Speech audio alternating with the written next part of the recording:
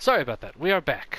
Last video, it ended very abruptly with me doing inventory management stuff and selling, and I wasn't paying attention to the timer, and the video ended early.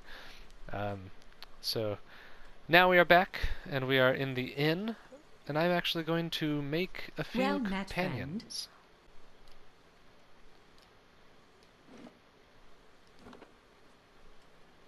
Some people to join us on our journey. We're gonna start with these. We're gonna make some characters that my friends play in the party that I DM. Um, so we're gonna start with the most lovable rogue, John Liancourt. This should be fun.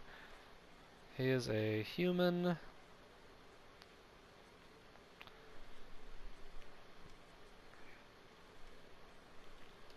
Meadowfolk is probably closest. Let's see. Yeah, I think they all have the same stats and stuff. Okay. He is a rogue. Let's do Blinding Strike, because he's kind of a dirty fighter.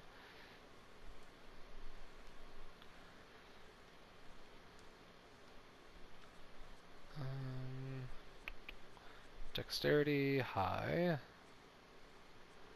Perception, pretty good. A little bit of smarts.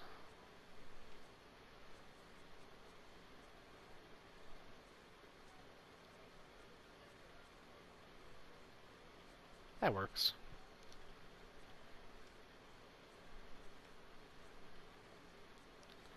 Ooh, this will be interesting.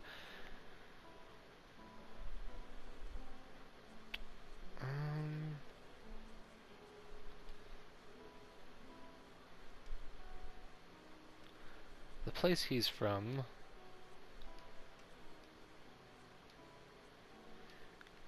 would probably be... Oh man, I want to say...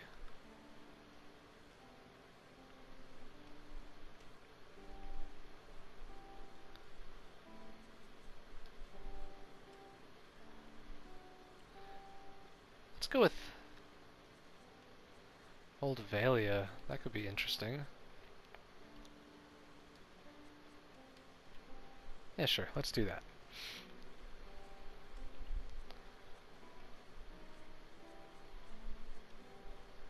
Oh, his background.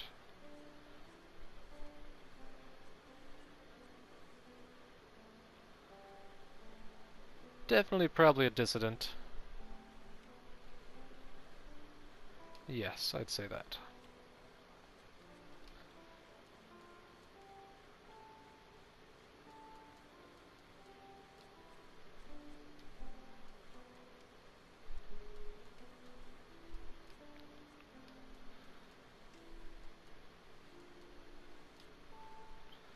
I don't like the armor. We'll probably switch that out when we get started.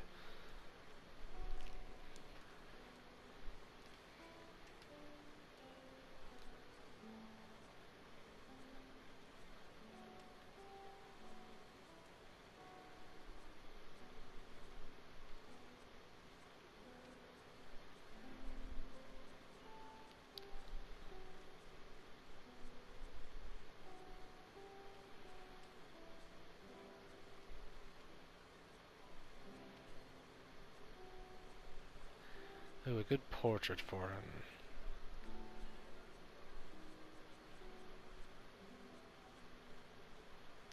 We'll go with that. Why not?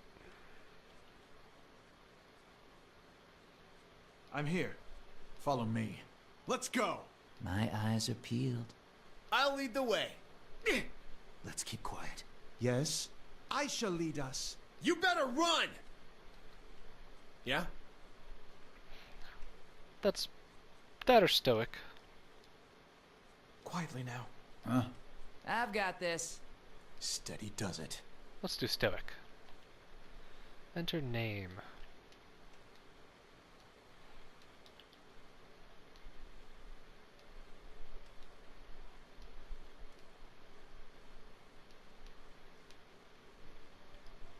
I'm probably spelling the last name wrong, but yes, this is John Leoncourt.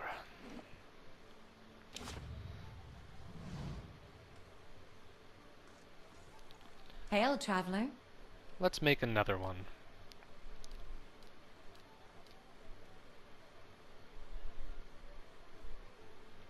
I chose the wrong thing. I'd like to hire some help. I was not paying attention. It's gonna be like all my money. We won't do any more now. We'll just have John with us for now. Let's equip him with the right stuff. Nope, not that.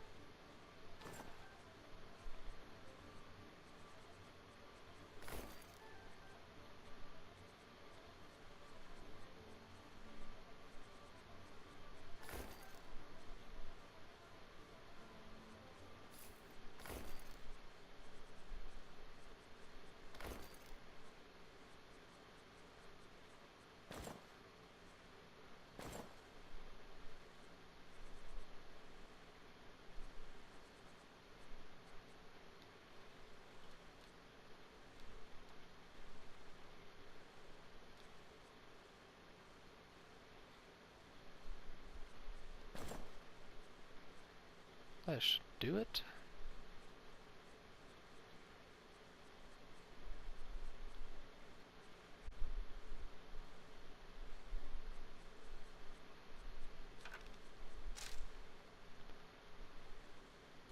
Oh man, when I can, he will have a gun. Because he is, has a very interesting setup for his character. Oh, I'm getting sleepy, so I apologize if I'm not being as talkative this episode. Or the last one as well. I'm, oh man. Adrenaline fatigue.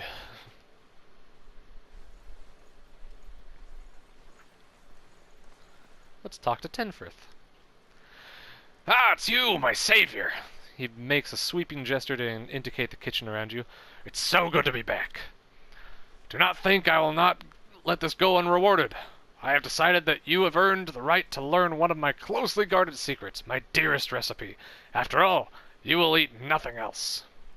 The savory pie to keep you hale and hearty. May it serve you well in your travels.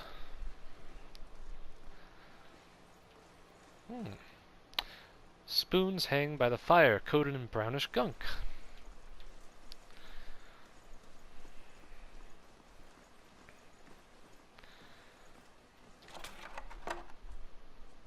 That is free for the taking? Okay.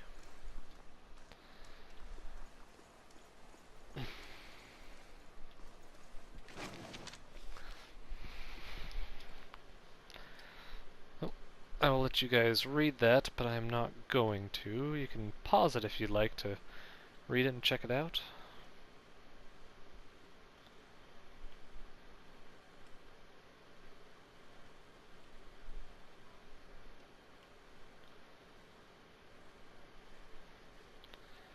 Okay. I will take that. This is kind of cool, because this game was Kickstarter backed. Any characters you see in the world with these symbols over them are backers, I think. I'm pretty sure that's what it is. It's anyone with these gold emblemed, or not emblemed, but gold highlighted names. And they have like custom backstories. If you talk to them, I'll show you what happens later, but I'm kind of wanting to learn part of the story thing first before I talk to any of them. Because when I first played this game, I didn't realize what it was, and I thought that like each person had like a quest of some sort, so I was like, oh god, I have to talk to so many people in the world and do so many quests. But that was not the case. Grab a drink, friend. Not much else of worth in this town. Says the woman from Thane. Hey, we said we wouldn't mention Thane. Okay. Just a rowdy bunch. Having a good time. Please leave me be. I am full of sickness with what I have seen of this place and its people.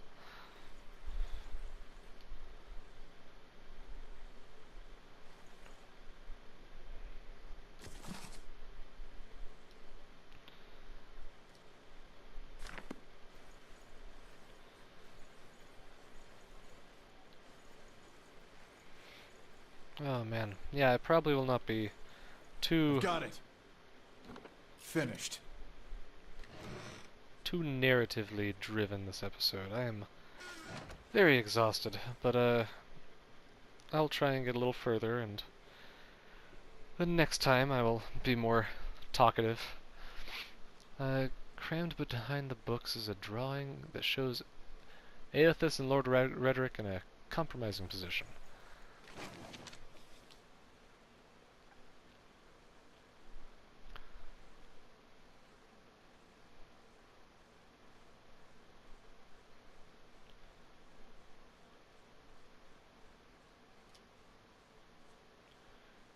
More lockpicks. I will take those.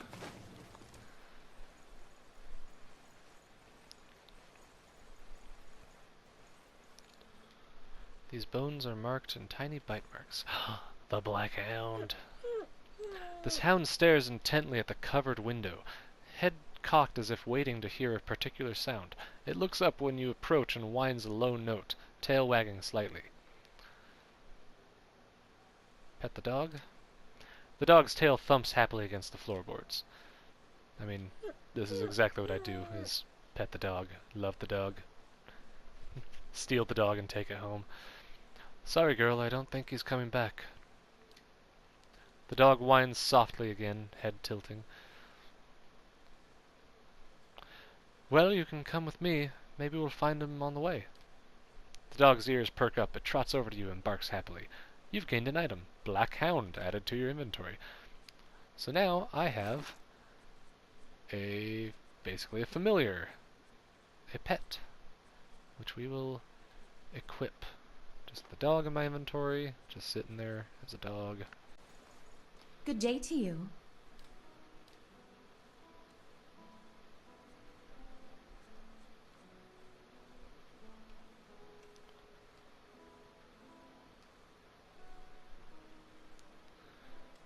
We're going to rest really quick. Oh, important story stuff. Your sleep is restless and fevered, assaulted by hisses and whispers, blanketed with a suffocating anxiety. You open your eyes to awaken and find yourself in front of the Gilded Vale's gallows tree. The creaking of its ropes growing louder in your mind until the sound is deafening. Hanging from the tree is an old dwarven woman whose face has shriveled inward like moldering fruit. Her head hangs limply to one side. As you look at her, she looms larger and larger in your mind until she is mere inches from your face. Suddenly, her head snaps up and her eyes open, and they are empty, and behind them is a vast nothingness that makes your stomach drop. Her mouth slowly parts, and with a gust of rancid air, she speaks a word. Watcher.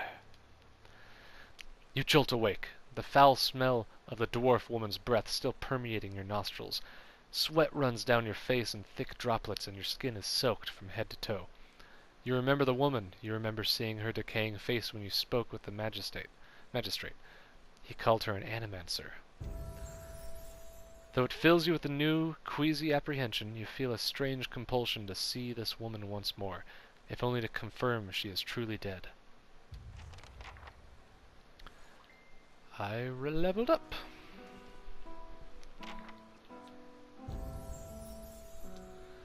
Okay, well, sticking with lore and sticking with stealth.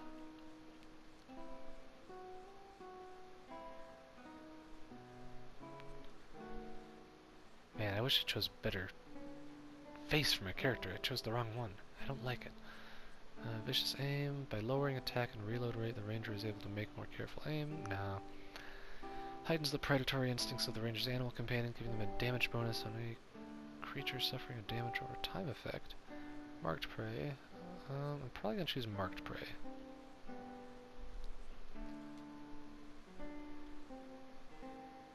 Done.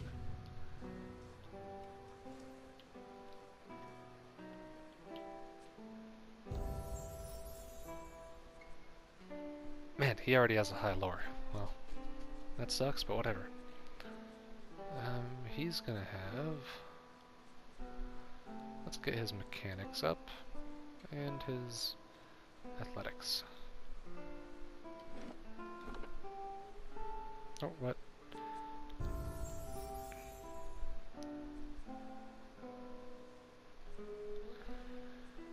Ooh, okay. Some good spells here. I think we gotta go with the Rolling Flame because it's awesome. And...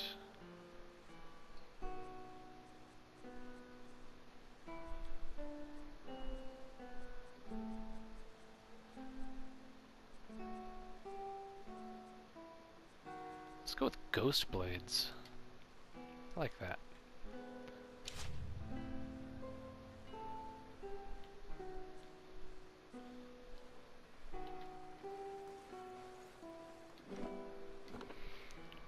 How much time do we have? 10 minutes? I think we can get through the talk with the Dwarven lady.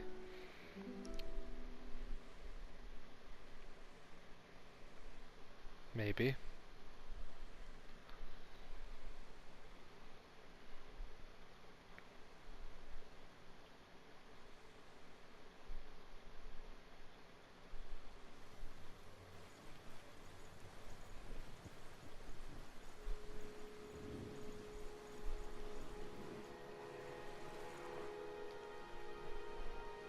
Scattered between the roots are bracelets of twine and bead, wilting flowers, and notes half erased by the rains.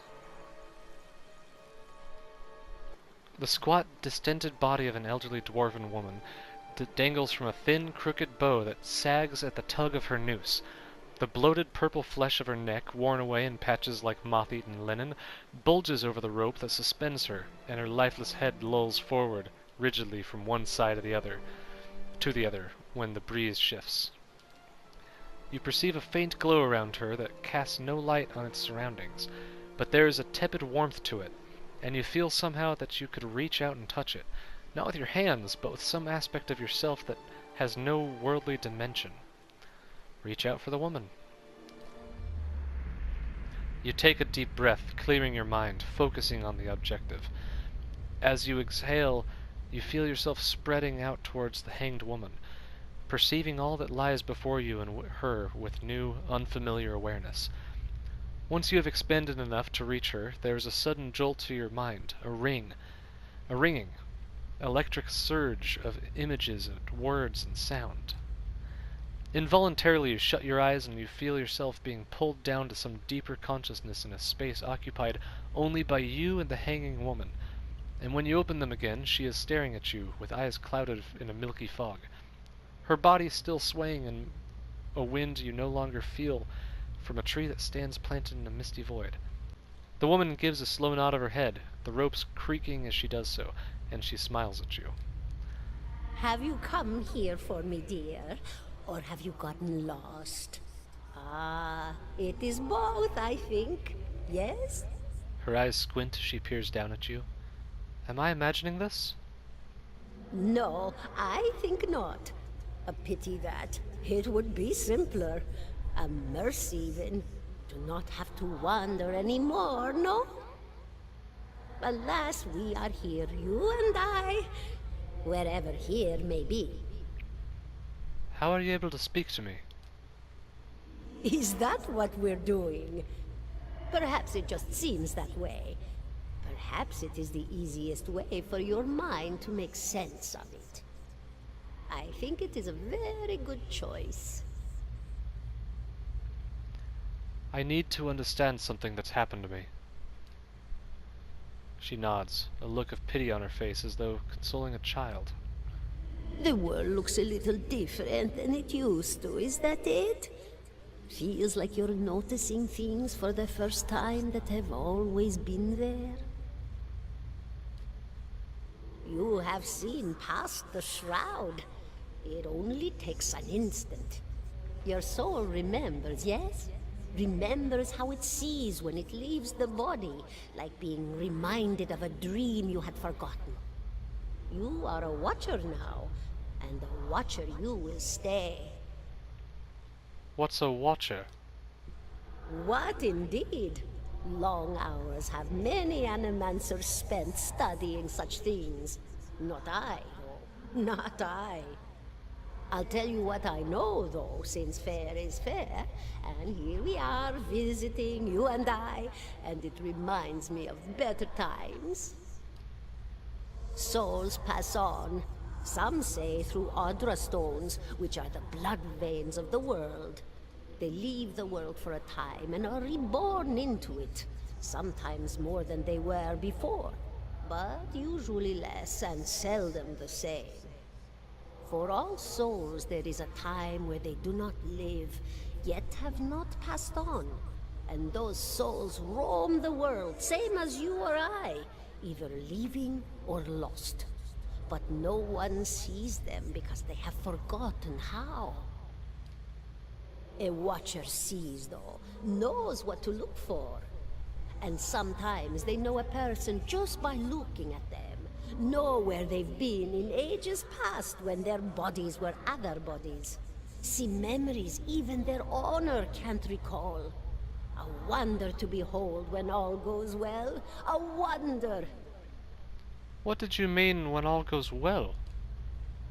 Oh, nothing to be afraid of, I'm sure. It's just much to take in for some. Sometimes there's trouble sleeping or other difficulties.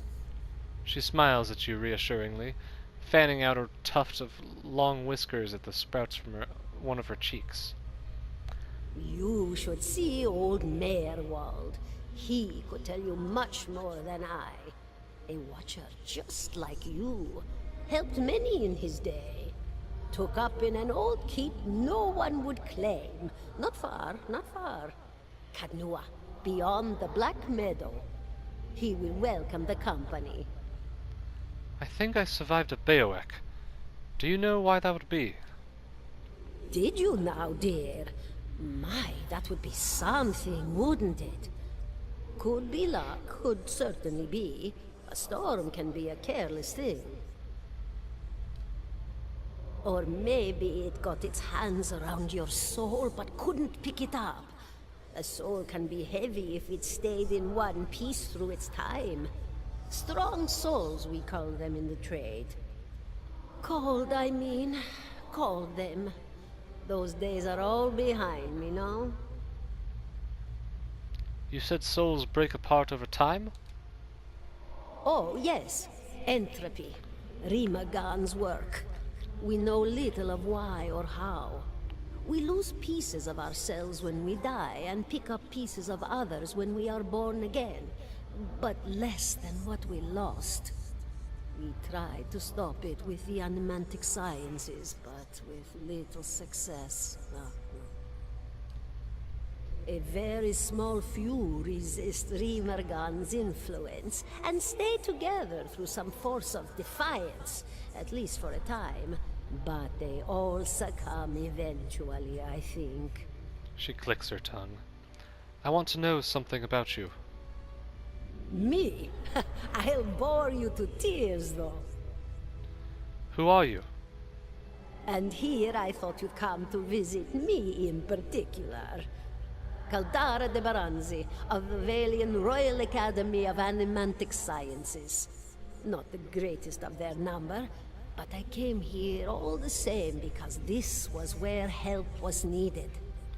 What happened to you? She laughs, a rasping, choked cackle escaping between rows of buttery yellow teeth, causing her body to bob up and down with each spasm. Seeing your blank expression, she catches herself. Oh, come now. Such a question. As though the answer were plain as a rope tied for strangling. Allow an old dwarf her last bit of cheer. Well, I came where I was needed, didn't I? Offered my services to Lord Radric for a pittance. A humble pittance. I was to examine the Lord's wife, see why the gods have seen fit to poison her womb. Studied her for months, looked high and low for impurities, tested her valence, the permeability of her essence. Do you know what I found? Tell me. Nothing at all. A healthy woman, head to toe, blessed with a beautiful soul. Such a sweet woman, too. Meek, but warm-hearted. A few months' time, and the lord of the house demanded answers. For a time, I told him what he wanted to hear. Oh, yes, my lord. She is riddled with imbalances. I must have time to cure her. As the birth drew near, he grew impatient, as lords do. And this is where I've ended up. What's an animancer? A student of the soul. Something so basic, yet so poorly understood. But so many breakthroughs have been made in my lifetime. Had been made. Had been. To hear the locals tell it, we're a gang of soul manglers that preys upon the weak-minded. And the worst of us are. But the best of us? The best? Inspirations. Miracle workers. My parents were soul twins. Miserable before they met, empty inside.